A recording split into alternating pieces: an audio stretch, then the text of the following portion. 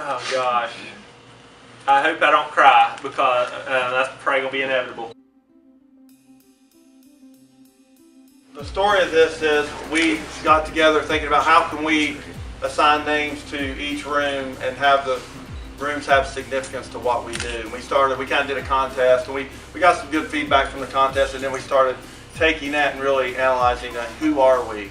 And we are a company that takes national to the neighborhoods, and we love aggregating communities. And when we did that, we said, hey, let's make our headquarters sort of Huddleville.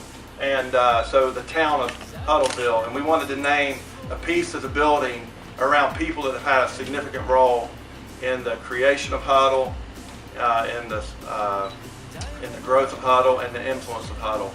And we weren't going to name anything until we named the biggest area, the funnest area, and the most significant area to the person that started the company and to the relationship that helped start the company.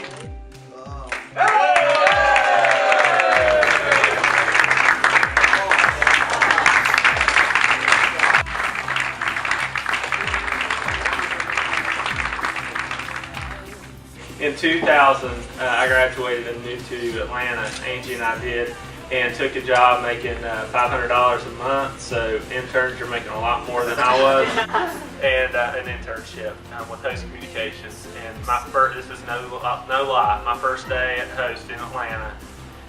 Brad was there, and it was literally his last day at Host. He was leaving. So I literally remember shaking his hand and going to lunch at Longhorn Steakhouse, I think, with the whole group. And then that was it for Brad. And I wasn't fired. No, he wasn't fired. He left. And then what turned out it was probably about 9 months later or so, maybe a year. And Kathy, I'm sure, knows. But Huddle was born through the direction of Dave Littman and Brad Williams. And what happened, though, the backstory to all this, and many of you know this, because it is part of our legacy, is I knew coming to Atlanta I was so homesick and all that, and in need of friends and mentors. And everyone at Host Communications, I would just ask around. Well, I didn't even ask. People just talk about Brad and how they miss Brad and how Brad was his. He was the glue to the company, blah, blah, blah. Well, I got to know a little bit about Brad through the company, and I said, well, can I have his phone number? I asked someone, and I called Brad up and asked him to lunch. And I took him to his favorite place, Ryan's Steakhouse, where I always think it's hilarious, he didn't need the buffet. Instead, he got Hawaiian chicken off the menu, which is Very underrated. I don't know. Still don't know who does that. I think you might be the only guy at Ryan. Is there a Ryan? Okay. Going around. Anyway, so I started. That's where really my friendship and admiration and just appreciation for Brad Williams started on those days. And I would make it a habit to continually reach out, and it would be every couple months, over 2 years, we would meet, and he'd give me advice, he'd spill into me, and there was never a no.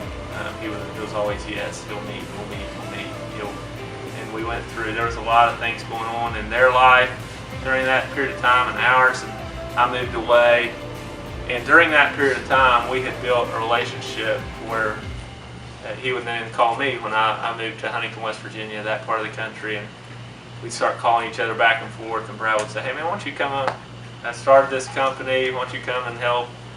And I was reluctant at first because I was back home, raising our 2 kids. And he kept being persistent, and I just was always excited to talk to him on the phone. One day in 2006, Angie and I took a walk on the beach, prayed, strolling 2 twins, and met with Brad, and his business partner at the time, and decided to make the trip to Atlanta. And it was in 2006 with this 4-person company that was basically the ticket program that had grown organically through Brad, and I'll let him share that story, which is, I've heard it too many times. I bet I've heard the Huddle story 5,000 times. I'm not exaggerating. I could do it for verbatim. Yes. Like as he's talking, I'll lip Most sync of it it's for true. you. But he brought me and Angie and I in, and we started continuing to build Huddle in 2006, and everything that came through the door, every person from there as we grew, Brad his gift is just loving people and giving himself away and teaching through. We talk a lot about this model, the way he lived his life and the way he loves his family and the way he loves his God and the way he loves his team. And it's a lot of you guys heard my story today and kind of how what I wanted to grow into. We had a 365 plan, and Brad is the person I wanted to interview. We couldn't get connected, but it is because he is, aside from my dad,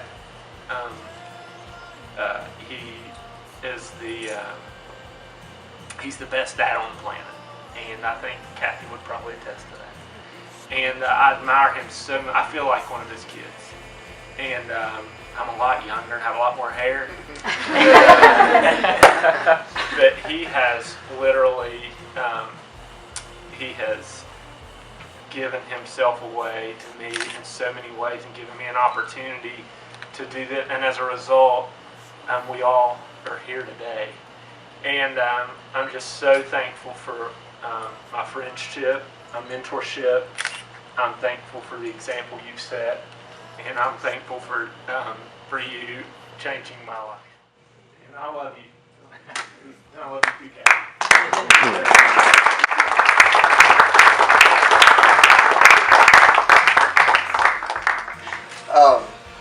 Well, what Alex doesn't say is that it wasn't smooth sailing when he came. When he came on board, we were really struggling, and so Huddle, yes, it did begin with the story that he always says, but the story that he never talks about is when he came on board. What a vital part, and we would not be here today if it wasn't for Alex Q. And so, but I'm not just saying that because you're giving me love, but he knows what I mean.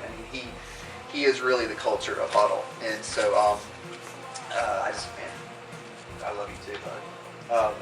I also like to thank a couple other folks. My dad, he's here somewhere. I'm looking for the other guy with not any hair. Dad was great. I can't cry this soon. This is not good. Great example of growing up of what a dad should be, and I am a dad because of him.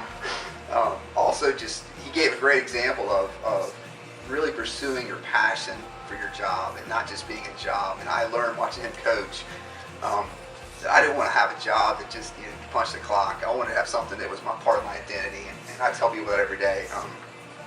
What a great model you were in that. Just getting up every morning and seeing you love what you do. I was like, that's what I want to do. I didn't know what it was going to be, but I want to be passionate about it. I also like to thank my best friend, Kat, and she's been through a lot with me because of my personality. Been through a lot. Some challenges God's given us, and there's been many times during the stories that I've told where I've always come back to Kathy and said, okay, here's what God's put in our lap, and I'll kind of give you one of them, but she's always been very faithful in God and believing in me, that knowing that I'm a little bit crazy, but just knowing that God gave me an opportunity, and so I want to thank you so much for being there all the time.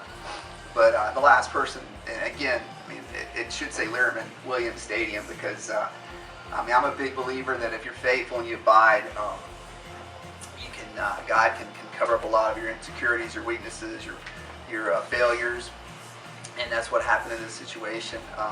Was working at Host, was relatively happy at that Host, and I remember like it was yesterday. I was watching, just how nerdy we were at the time. I was watching Georgia Public Television, high school sports, and I was looking for advertisers that were on that thing. And Wendy's was an advertiser on this little program in Georgia high school sports, and I wrote it down in my notebook to call to find out the guy who was in charge of North Carolina. That's the only state that we had to write to at Host.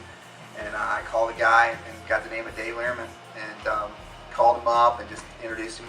Said I was Brad Williams from Huddle from Host. Sorry, and wanted to come up and talk to him about, our state high school championships, which is what we represented. And he was just, I could just tell from the minute that I talked to him on the phone, he was just such a super, super nice guy. As a sales guy, you don't get a lot of those people that are nice to you right off the bat on those phone calls.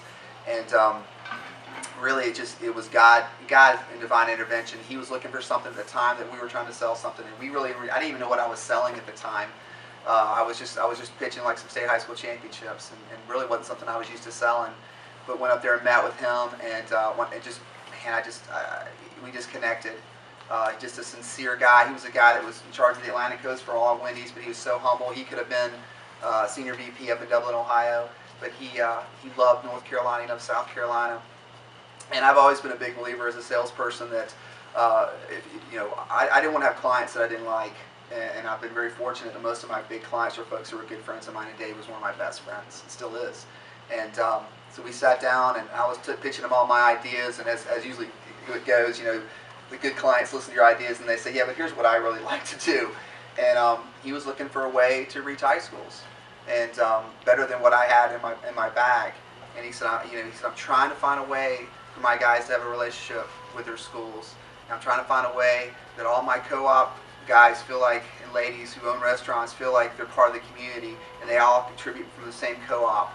And we sat down, a guy named Pat Sonnet and myself, who was in charge of the North Carolina High School Project, sat down with Dave and Rick Atfell, who is his agency, and another fantastic guy who's also struggling physically right now. We sat down, probably met 3 or 4 times over a couple months, and really just came up with this idea. And it really, I don't know exactly who came up with the thought of tickets, but we threw around a lot of bad ideas before we came up with tickets, and they were very gracious. But it's something that we said, hey, this is nothing that's brand new, but it's something that's never been done on this scale.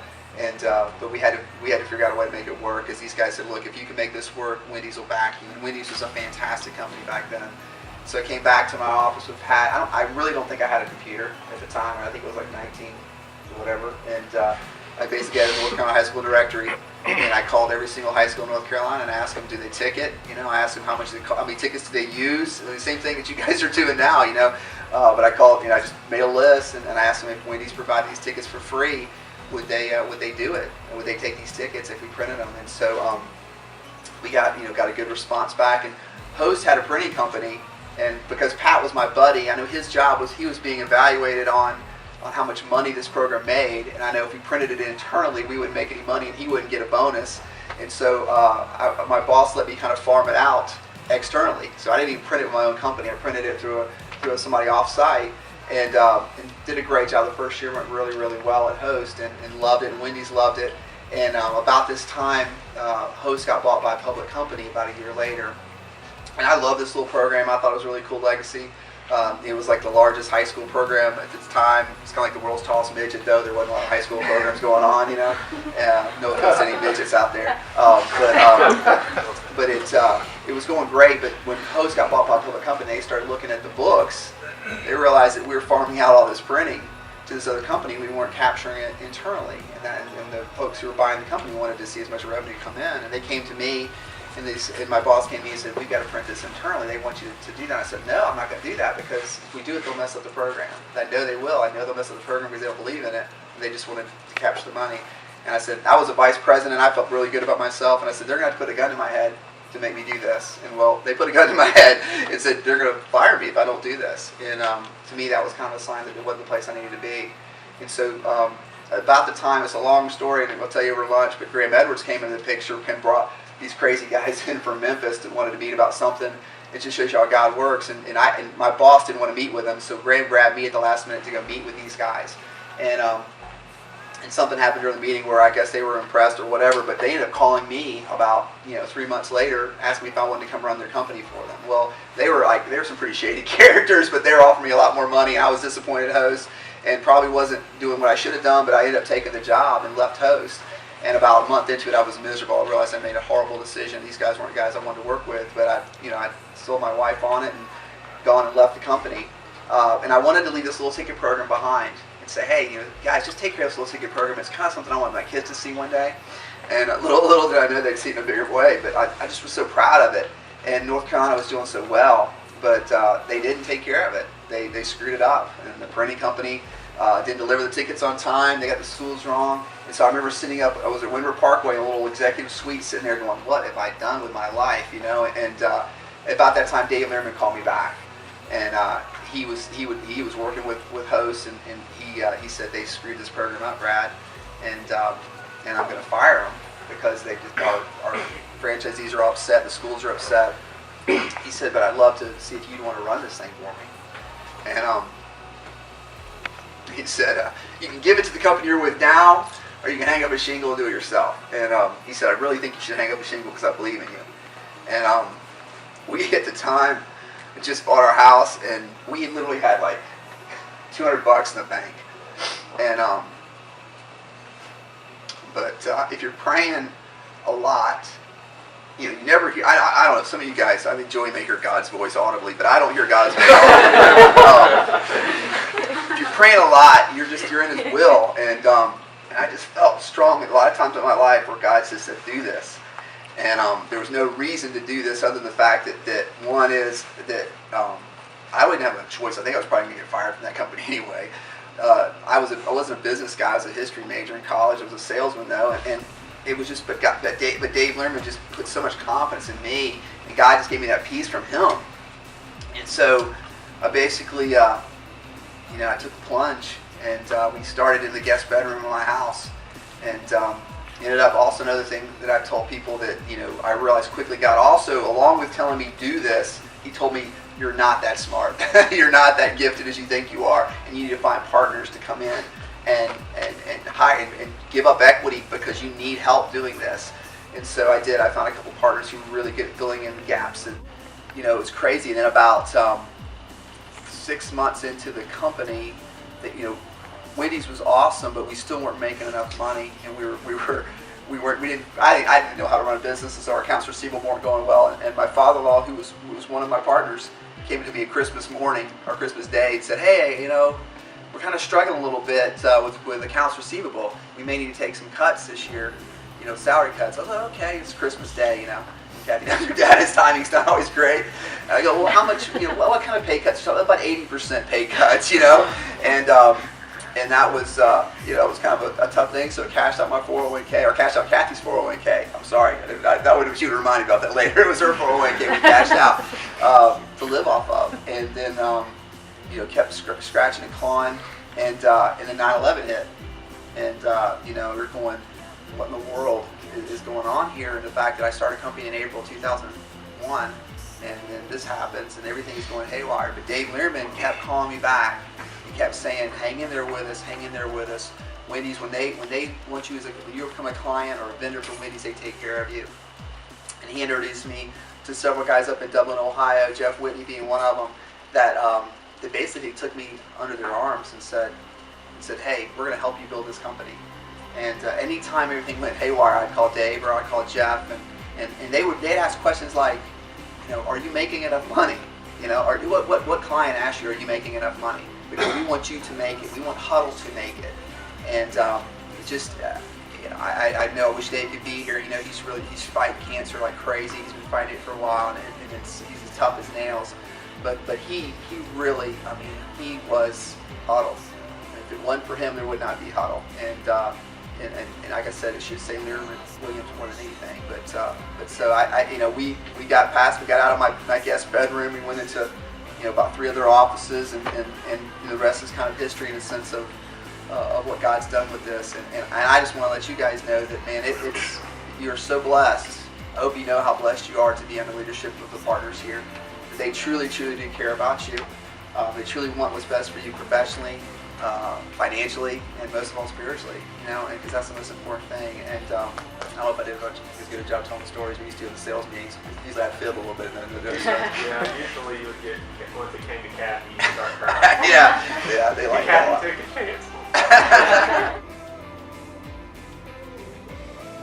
On October 8, 2015, in honor of Huddle founder Brad Williams and his first client, Dave Lehrman, the Huddle family room was dedicated as Williams Lehrman Stadium.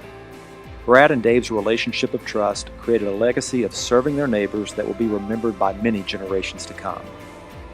Dave was working for Wendy's and partnered with Brad to create a marketing platform that looked and felt local but could be purchased statewide. Huddle Tickets was born, and so was Huddle.